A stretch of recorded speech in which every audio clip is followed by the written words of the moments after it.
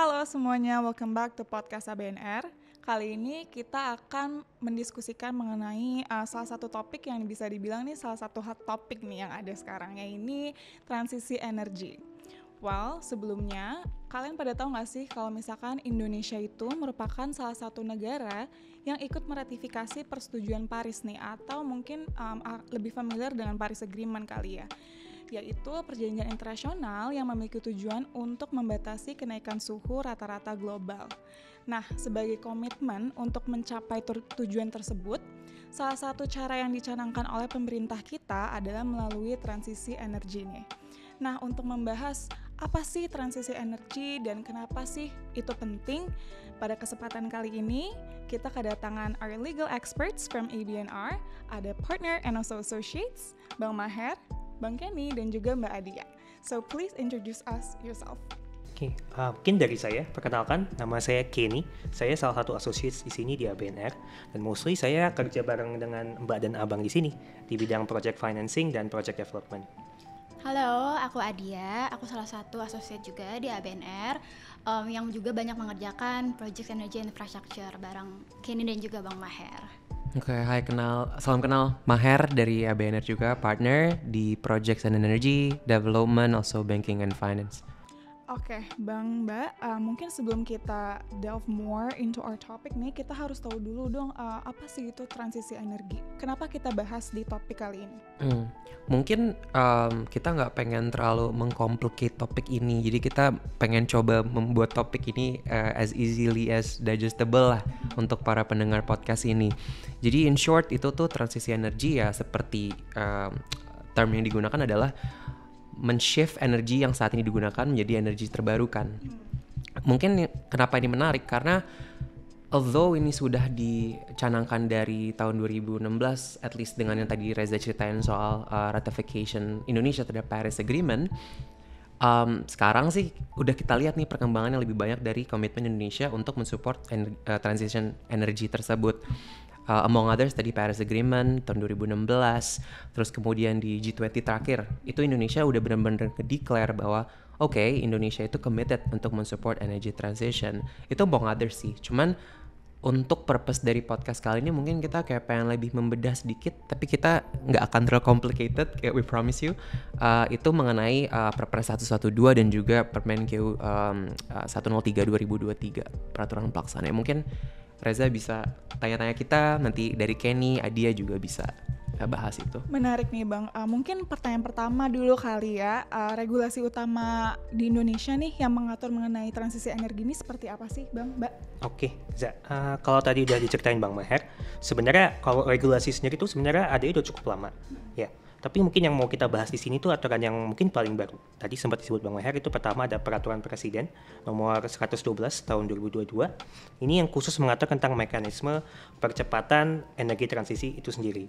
Terus kemudian ada peraturan pelaksanaannya, itu ada Peraturan Menteri Keuangan nomor 103 tahun 2023. Ini tentang pemberian dukungan fiskal oleh pemerintah untuk menjalankan transisi energi tadi yang diatur di Perpres 112 tahun 2022. Iya, tadi mau nambahin juga nih. Tadi Kenny udah jelasin beberapa peraturan utama untuk transisi energi. Tapi kalau kita lihat lagi nih, itu bukan sesuatu yang baru sebenarnya. Jadi dari dulu pemerintah udah menerbitkan beberapa footprint melalui beberapa peraturan. Contohnya, misalnya kayak 2014 pemerintah mengeluarkan kebijakan energi nasional. Lalu di 2021 pemerintah mengeluarkan target melalui NDC untuk penurunan emisi gas rumah kaca. Gitu. Jadi kalau dilihat dengan penerbitan dua peraturan tadi, bisa dilihat bahwa pemerintah tuh lebih serius dengan adanya footprint yang telah diterbitkan sebelum-sebelumnya.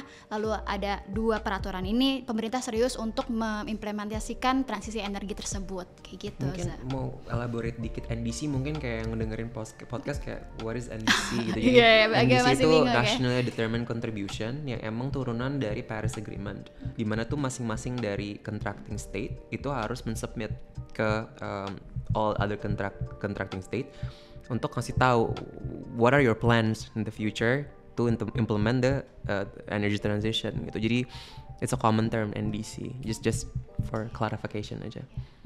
Kalau dari peraturan-peraturan tadi yang udah di-mention, apa aja sih bentuk program yang untuk mendukung energi transisi ini sendiri gitu? Adakah suatu program tertentu yang didukung dalam peraturan itu gitu?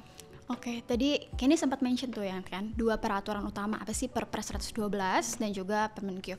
Kalau dilihat ada beberapa poin nih yang bisa kita highlight utamanya ya. Misalnya pertama itu tentang pembuatan perumusan peta jalan oleh Menteri SDM, yang dimana juga mempertimbangkan peran penting dari menteri lainnya, misalnya Menteri Keuangan dan juga Menteri BUMN. Jadi apa sih peta jalan itu? Jadi di situ Menteri SDM tuh berkomitmen untuk merumuskan beberapa program dalam hal transisi energi, misalnya PLTU mana saja yang perlu untuk diakhiri, dipercepat pengakhirannya dan segala macam untuk implementasi energi transisi. Itu salah satunya, berbentuk peta jalan. Selain yang tadi isu mengenai peta jalan, salah satu yang terobosannya adalah larangan pengembangan PLTU baru. Kenapa sih kita harus membahas yang PLTU gitu? Karena PLTU itu pembangkit listrik tenaga uap. Itu bahan bakarnya itu berasal dari batu bara. Artinya itu tuh energi yang fosil di mana tidak terbarukan.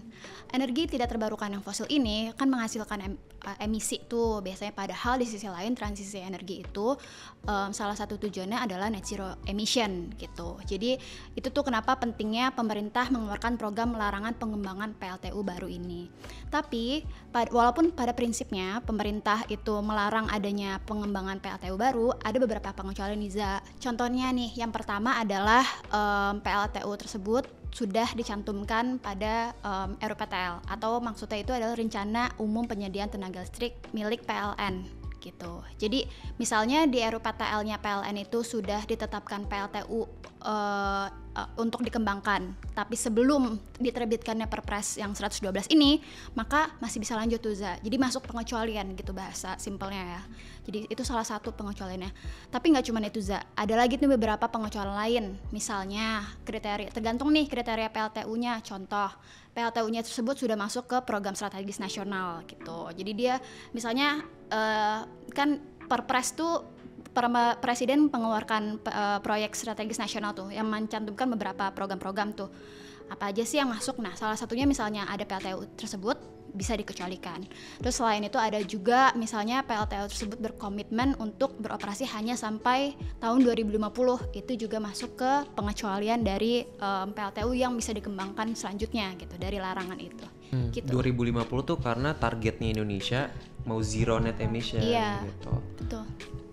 Kalau tadi Mbak Adi udah ngomong tentang larangan pengembangan PLTU baru, sebenarnya Perpres ini juga mengatur tentang PLTU yang udah ada, gitu ya. Khususnya dia mungkin menetapkan framework untuk membatasi atau mengurangi masa operasi dari PLTU yang sudah ada, dan juga framework untuk PLTU ini di repurpose, gitu. Maka dari repurpose di sini berarti digantikan dengan energi yang terbarukan, gitu. Ini ditetapkan untuk PLTU yang dimiliki oleh PLN sendiri, atau mungkin PLTU yang dikembangkan oleh pihak ketiga yang dibeli oleh PLN melalui perjanjian pembelian listrik, begitu. Di sini dia udah ditetapin nih frameworknya dan ada syarat-syaratnya.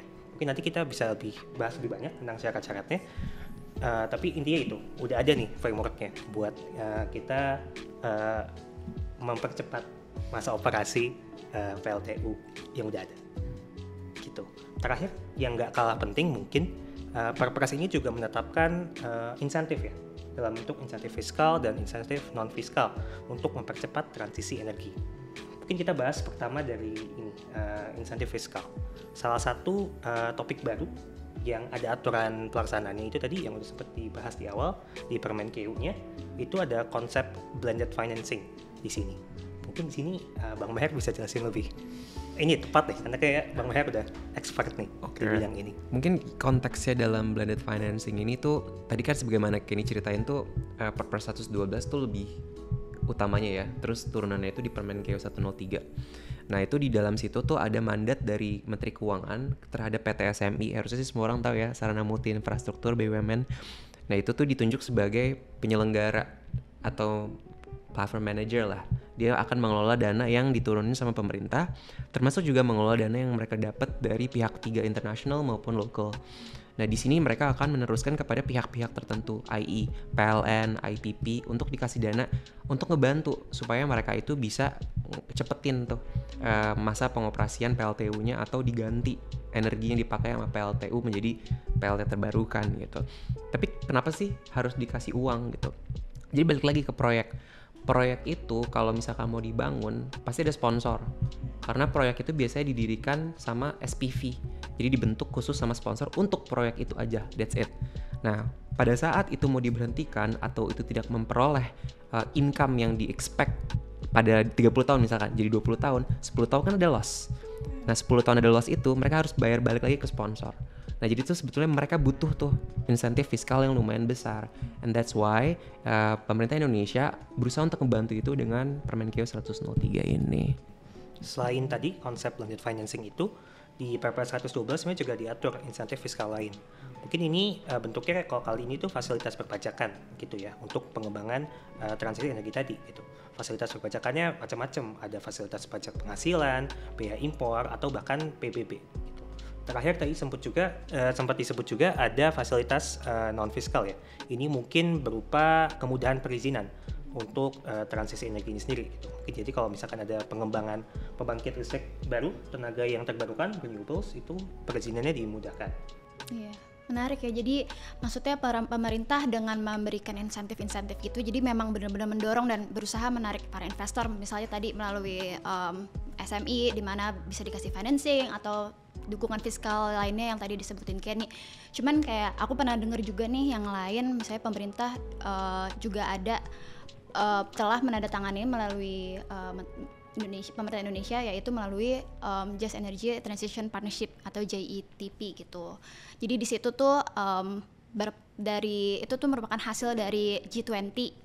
Jadi di mana pemerintah diberi investasi kurang lebih sekitar 2 miliar dolar gitu untuk fokus pada program-program transisi energi. Jadi pemerintah dari segi fiskal tuh banyak nih untuk menjadi sebagai dukungan implementasi transisi energi tersebut gitu. Kalau yang Mbak Aja sebut tadi kan JETP Mbak ya, itu di tingkat internasional. Betul. Nah tapi di tingkat domestik pun udah ada nih kerjasama serupa gitu ya.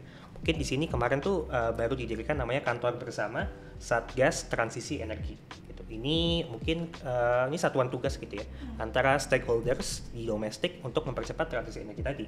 Di sini itu ada PLN dan beberapa kementerian terkait gitu. Tapi memang berarti kita udah lihat semua udah seragam nih pemerintah nih, udah banyak banget framework untuk mempercepat transisi energi ini.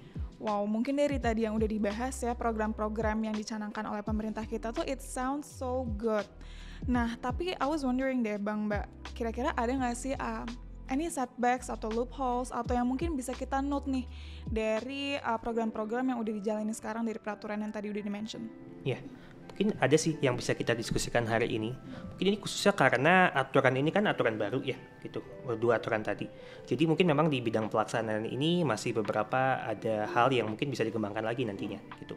Yang pertama mungkin yang kita bisa bahas dari sisi Perpres 112 2002 tadi itu sendiri gitu kan.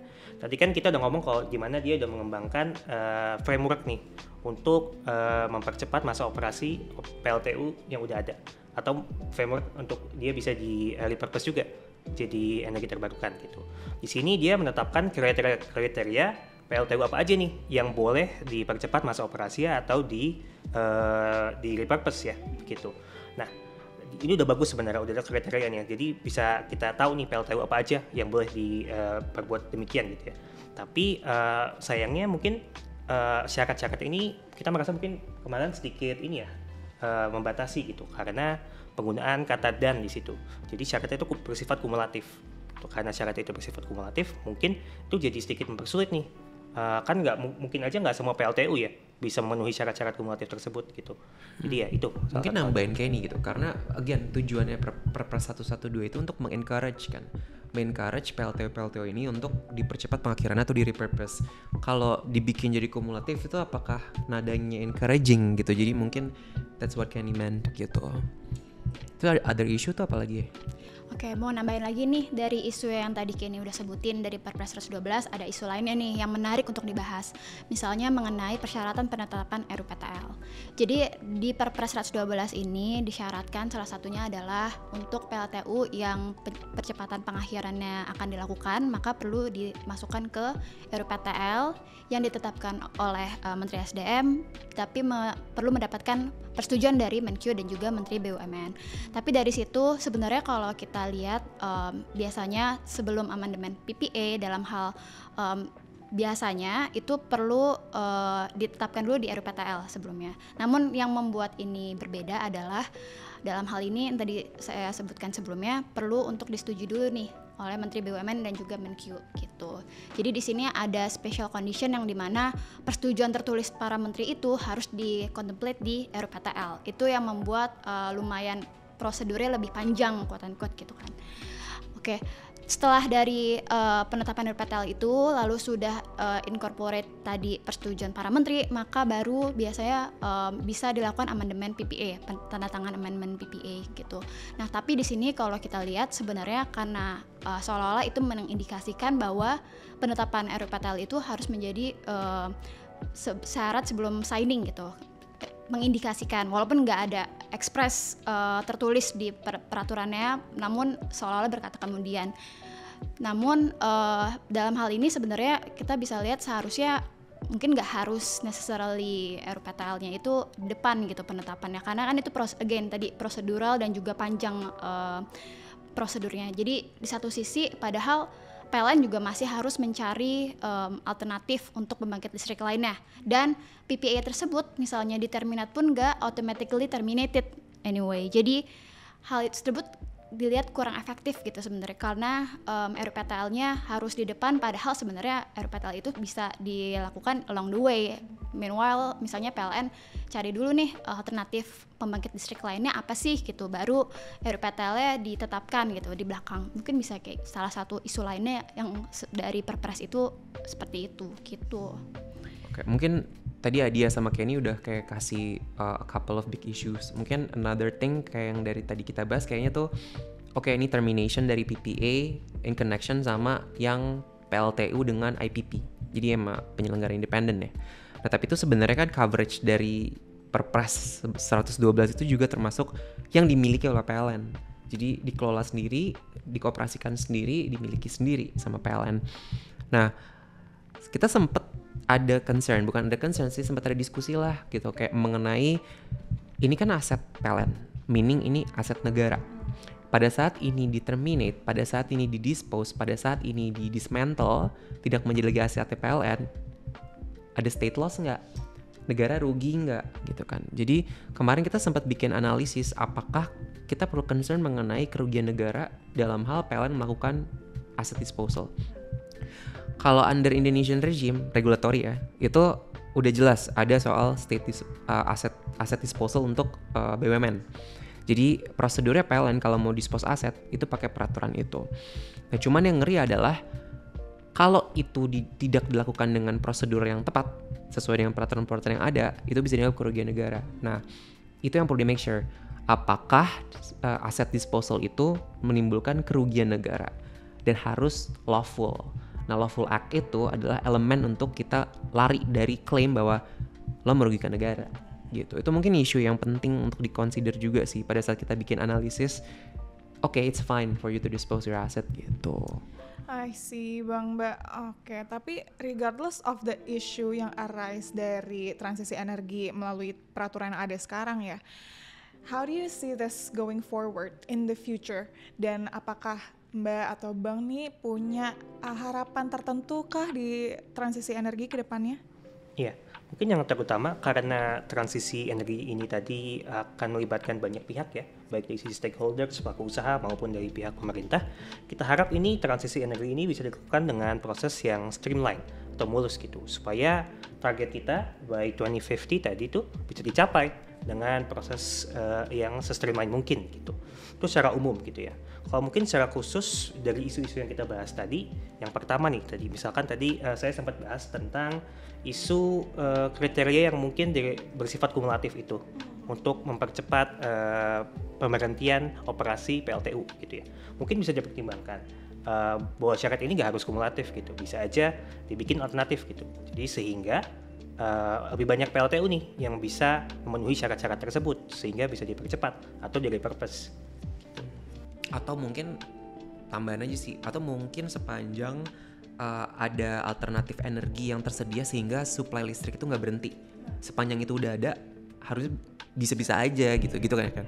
Oke, tadi kan salah satu harapan yang isu mengenai persyaratan kumulatif gitu. Tapi tadi aku sempat mention juga kan mengenai isu penetapan RUPTL dari Perpres 112 itu gitu. Jadi mungkin harapan mengenai isu tersebut adalah semoga penetapan RUPTL dan juga perlunya approval dari Menkyu dan juga Menteri BUMN yang mana cukup prosedural dan juga memakan waktu itu tidak menjadi hambatan dalam implementasi transisi energi ini gitu. Jadi karena sebenarnya again itu bisa juga dilakukan dalam hal along the way amendment PPA gitu prosesnya gitu. Jadi nggak harusnya karena itu di depan jadi nggak harus menjadi sebuah hambatan gitu. Atau another idea from lawyers perspective tuh kenapa nggak sih RUPTL itu dibikin jadi CP dari amendment PPA itu untuk menjadi efektif gitu. Jadi bisa dimasukin aja dirancang di situ untuk jadi efektifnya pas RUPTL udah ada. Thank you for sharing your thoughts, Bang. Mbak, mungkin di sini listeners of podcast ABNR tuh curious juga sih. What are lawyers' roles in transisi energy in particular? Okay, mungkin itu quite a general question that I can try to answer it specifically juga ya. Jadi kalau di ABNR itu kan sebenarnya kita full service firm, ya kan. Jadi kita cover all aspects of law, except for tax. Jadi kita peranan kita terutama dari practice group energy projects itu tuh mulai dari development. Jadi kita assist juga sponsor dalam preparing untuk memberhentikan operationalnya.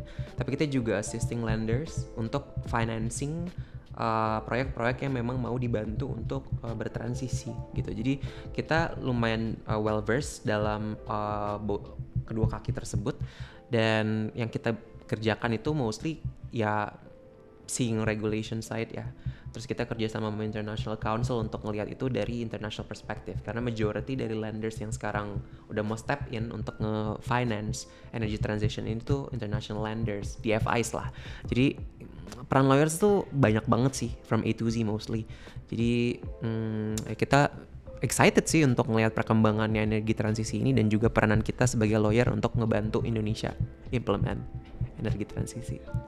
Wow, thank you so much Mbak dan Bang atas wawasannya nih, dan juga semoga our listeners can learn a few more things about transisi energi yang mungkin udah penasaran juga sih apa sih itu transisi energi, atau mungkin ada juga yang totally unfamiliar with it. Kita harap ini tuh diskusi yang sangat useful ya untuk kalian semua.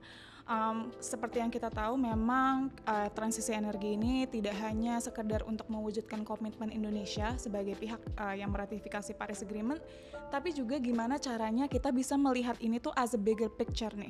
Karena obviously kan kalau misalkan kita jadi suatu pihak yang terdampak dari kenaikan suhu rata-rata global ini kan otomatis kita menderita dari kerusakan lingkungan, dan dampak negatif terlanjut daripada kerusakan lingkungan ini kan secara tidak langsung itu akan mengimpact kepada masyarakat kita juga gitu ya. Karena kan yang kita tahu juga masyarakat Indonesia ini kan kebanyakan masih bergantung juga nih dengan sumber daya alamnya gitu ya. Jadi it's very important for us to be aware dengan adanya transisi energi ini to keep our environment in a good shape gitu ya, karena our future depends on it gitu.